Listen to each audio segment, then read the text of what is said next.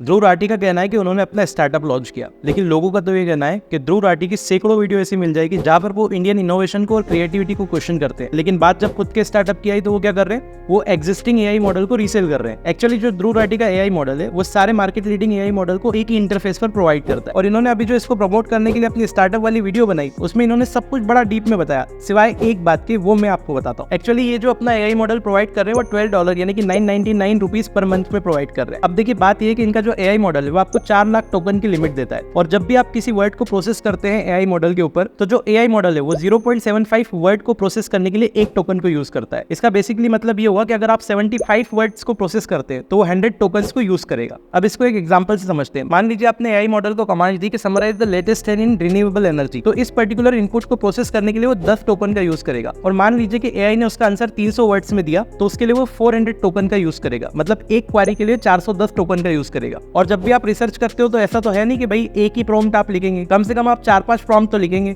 तो लगभग एक रिसर्च करने में आपके 2000 टोकन खत्म हो जाएंगे। और अगर 4 लाख को 2000 से डिवाइड किया जाए तो बेसिकली आप 200 क्वेरीज उससे पूछ सकते हैं। और कहीं आपकी इच्छा हो गई सारे मॉडल्स पे इसको कंपेयर करने की, तो आप इसको 5 से और डिवाइड कर दीजिए, मतलब कि लगभग 40 क्वेरीज आपको पड़ेगी। अब आप मुझे कमेंट करके बताइए कि ये मॉडल आप परचेस करेंगे या नहीं।